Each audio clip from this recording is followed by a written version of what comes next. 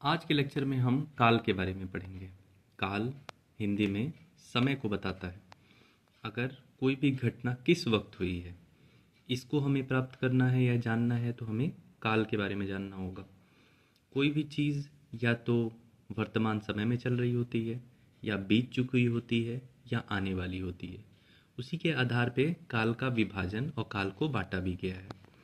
अगर हम देखें, क्रिया का वह परिवर्तन विकारी रूप जिसके द्वारा समय का या काम किस वक्त हुआ है उसका पता चलता है। वैसे तो समय को जैसा मैंने कि बताया, भूत जो कि बीत गया, वर्तमान जो कि चल रहा है, भविष्य जो कि आने वाला है, इसके ऊपर चर्चा की जाती है। दूसरा, इस पे भी चर्चा होती है कि वो कार्य उस वक्त में पूर्ण है या अपूर्ण है, पूरा हो गया है या नहीं पूरा हुआ है। इसके आधार पे काल के भेद को अगर हम देखें तो ये तीन भेद हैं: बीता हुआ समय भूतकाल, अभी वर्तमान में चल रहा वर्तमान काल, और आने वाला समय जिसको हम लोग भविष्य काल कहते हैं। सबसे पहला जो है वो है वर्तमान काल। क्रिया का वह रूप जिसके द्वारा क्रिया के वर्तमान में होने या किए जाने का बोध होता है। अगर वर्तमान में मतलब इस समय में ये कार्य चल रहा है, हो रहा है, तो वर्तमान काल के अंतर्गत आएगा।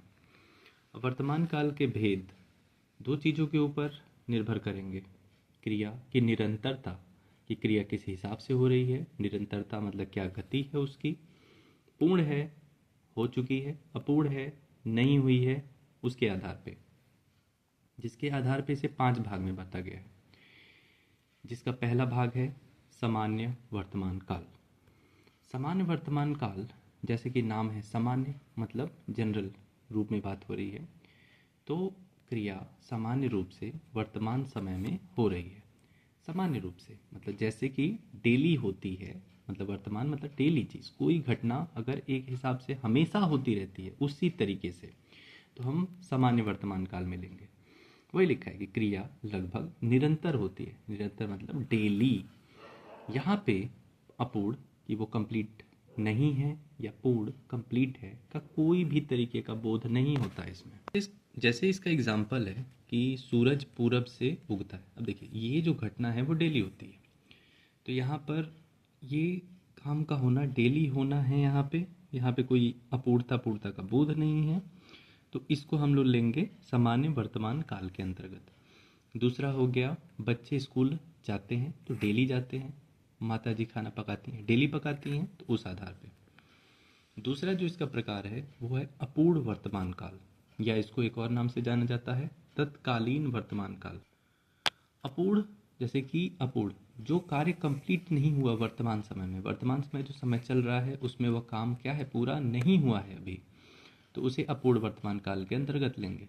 जैसे कि देखें, क्रिया अपूर्ण, कार्य अभी पूरा नहीं हुआ, कार्य अभी तत्काल, अर्थात आपके बोलते समय किया जा रहा है। मीन्स वर्तमान में कुछ काम ऐसे होते हैं ना जो कि चलते हैं, रह रहे हैं, चल रहे हैं। जैसे मैं पढ़ा रहा हूँ, जैसे मैं अभी भी जैसे ये चीज़ पढ़ा रहा हूँ, तो ये क्रिया, ये काम जो है चल रहा है, तो वो अपूर्ण है, मतलब कंप्लीट अभी हुआ नहीं है, क्योंकि पढ़ाना कंप्लीट नहीं हुआ। और वर्तमान मतलब पर्टिकुलर इस टाइम में चल रही है, तो वो अपूर्ण वर्तमान।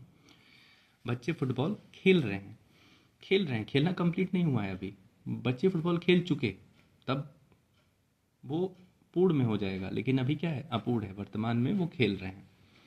तीसरा इसका प्रकार है पूर्ण वर्तमान काल।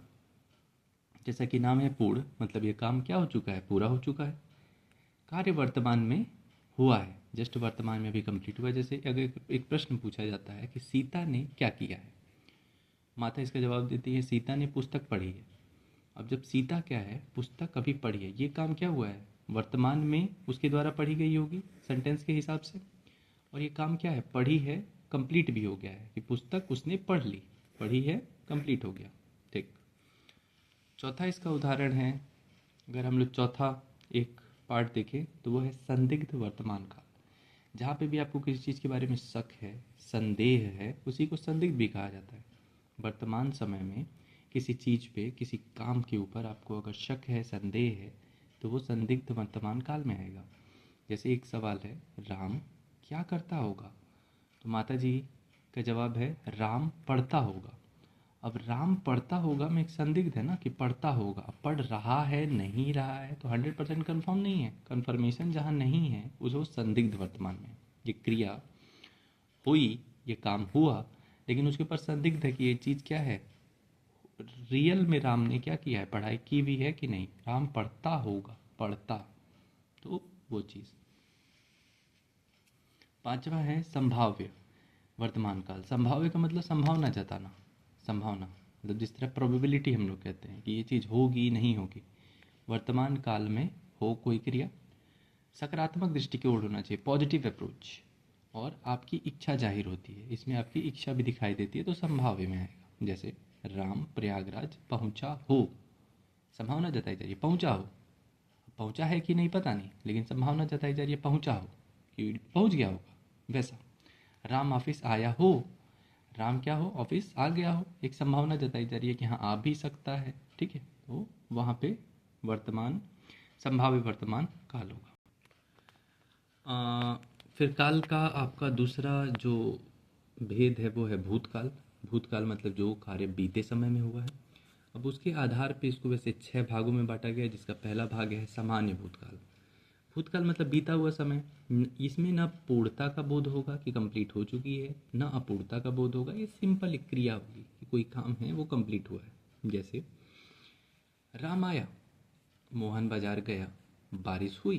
अब ये बारिश हुई, अपने वक्त में हुई, भूत में हो गई, पूरी रूप से हुई, कंप्लीट हुई, ख़त्म हुई, शुरू हुई, कोई सवाल नहीं, तो सामान्य भूत में आएगा। लेकिन वहीं पे इसका दूसरा जो पार्ट है वो है पूर्ण भूतकाल। मतलब भूतकाल बीते हुए समय में वो कार्य क्या हो गया है, पूर्ण हो गया है, कंप्लीट हो गया है। कार्य बीते समय में हुआ है, कार्य पूर्ण भी हो चुका है। जैसे राम प्रयागराज में रहता था, रहता था, तो रहना पूर्ण, भूतकाल रहता था। ठीक है, प्रयागराज में वो चीज़ क्या है, रहना, उसकी पूर्णता को दर्शा रहा है। तीसरा है अपूर्ण भूतकाल। अपूर्ण में बीते समय में ये क्रिया हो रही है। किसमें, बीते समय में। बात करते समय भी क्रिया भूतकाल में हो रही है। भूतकाल में जस्ट लास्ट के वक्त में, जैसे कोई काम है जो कि भूत में है और कंप्लीट हो रहा है। जैसे बच्चे क्रिकेट खेल रहे थे, बच्चे क्रिकेट खेल रहे थे, ये खेलने का कार्य है वो भूत में अभी भी अपूर्ण है। खेल रहे थे से ये हो जाता है कि ये भूत में है। पहली बात तो थे पीछे के वक्त को दिखाता है, समय को, लेकिन अभी भी इसमें पूर्णता का बोध नहीं है, क्योंकि खेल रहे थे लिखा हुआ है, खेल चुके हैं नहीं लिखा है, तो अपूर्णता का बोध है, इसलिए अपूर्ण भूतकाल। चौथा है आसन्न भूतकाल या निकट भूतकाल। इसमें है क्रिया अभी तुरंत समय पहले तुरंत समाप्त हुई है, जस्ट। जैसे कि भूत में कोई चीज़ होती है ना कि शुरू हुई, वर्तमान आने के पूर्व ही समाप्त हो गई हो, तो वो इसके अंदर, या निकट भूत भी इसे कहा जाता है। जैसे इसका उदाहरण है, मैंने आम खाया। अब आम खाने का जो काम है वो आपका तुरंत अभी कंप्लीट हुआ होगा। मैंने आम खाया, तुरंत अभी खा के क्या हुआ है, ख़त्म हुआ है। स्कूल बस अभी गई है, अभी गई है तुरंत, तो वर्तमान में अब वो चल रही है, चाहे क्या हो रही है, तो भूत में वो चीज़ क्या हो गई है, कंप्लीट हो गई है, जस्ट अभी कंप्लीट हुई है। ठीक, उस हिसाब से। पांचवा है आपका संदिग्ध। जहाँ पे आप किसी चीज़ के ऊपर शक या संदेह करते हैं। क्रिया के बीते हुए समय में संपन्न होने पे अगर संदिग्ध या शक है, अगर हम कह रहे हैं हाँ तुमने लाया होगा, यहाँ पे क्या है, भूतकाल में ये काम हो रहा है। अब उसमें भी संदिग्ध ये जताई दे रही है, हाँ तुमने लाया होगा, हो सकता है होगा, हाँ गया होगा, गया होगा, नहीं गया होगा, तो उसके ऊपर। छठा जो इसका टाइप आता है वो है हेतु हेतु मद भूतकाल। अब हेतु हेतु दो वर्ड एक साथ हैं, जिससे ये समझ में आता है कि ये एक दूसरे को मतलब संबंधित हैं किसी तरह। तो एक क्रिया के संपन्न होने पे दूसरी क्रिया निर्भर करती है, एक पर दूसरी क्रिया अगर निर्भर कर रही है तो हम कहेंगे ये हेतु हेतु मदभूत के अंतर्गत आएगा। जैसे अगर हम कह रहे हैं अगर लॉकडाउन ख़त्म हो गया होता तो लॉकडाउन खुलता, सॉरी, अगर कोरोना ख़त्म हो गया होता तो लॉकडाउन खुलता। भूत में ये चीज़ अगर हो गई रहती तो इसके ऊपर उसका प्रभाव पड़ता। तो इस तरीके की चीज़ों को हम लेंगे हेतु हेतु मद भूत में। लास्ट जो काल का है वो है भविष्य, जो आने वाले समय में संपन्न होने के लिए बात करता है। और इसके सिर्फ 3 टाइप होते हैं, सामान्य भविष्य, संभाव्य, हेतु हेतु मद भविष्य। सामान्य तो सिंपल के लिए कहा जाता है। भविष्य में यह घटना होगी, सामान्य है, पूर्णता अपूर्णता का बोध नहीं है। राधा कल बम्बई जाएगी, कब जाएगी? कल जाएगी, तो ये भविष्य की घटना है।